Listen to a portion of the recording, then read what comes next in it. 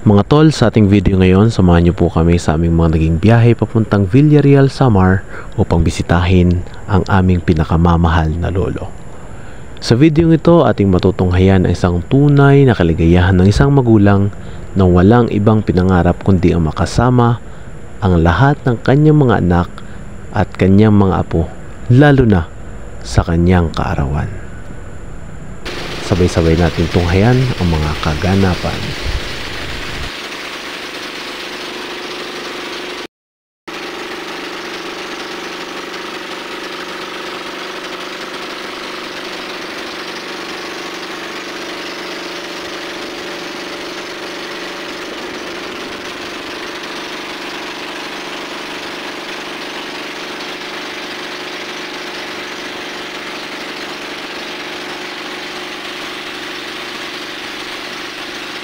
Lo!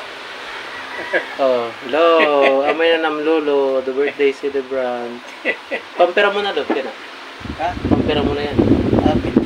20. Mali, anaman gimbutang kay di sa utsula. Oo, painala. Hala ka! Oh, paginagti ka baka. Happy birthday.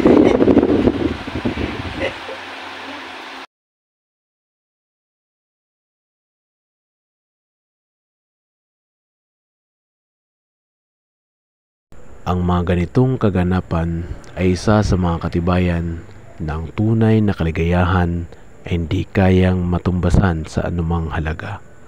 Di natin makakaila ng ating mga magulang, mas pinipili pang makasama ang kanyang mga anak at buong pamilya kaysa mabigyan ng isang bagay na pinakamahal sa buong mundo.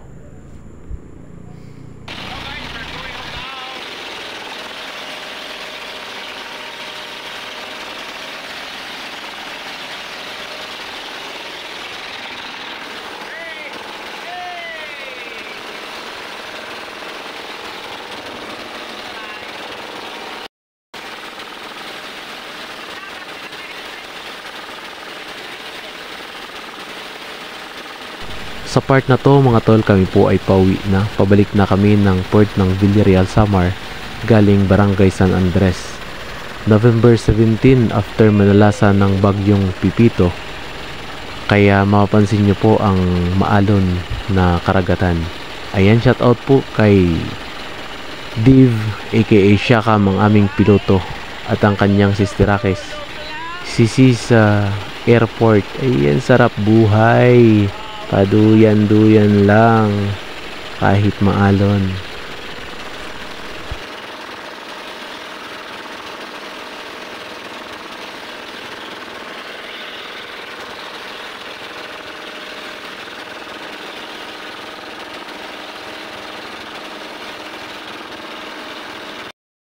Sa riyang ito, malapit na po yung port ng Villarreal, Samar. May mga portion dito na mababaw kaya ako lumipat na sa unahan para hindi sumadsad yung aming bangka.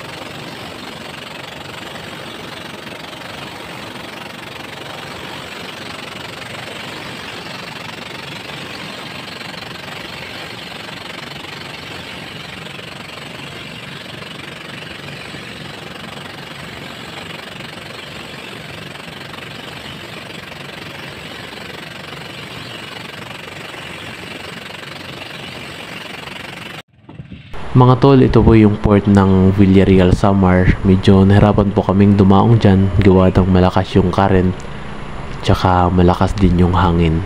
At yun na nga mga tol, hanggang dito na muna yung ating video. Maraming salamat sa inyong panonood at walang sawang suporta sa ating page. Once again, I am Van Horn TV. Thank you for watching.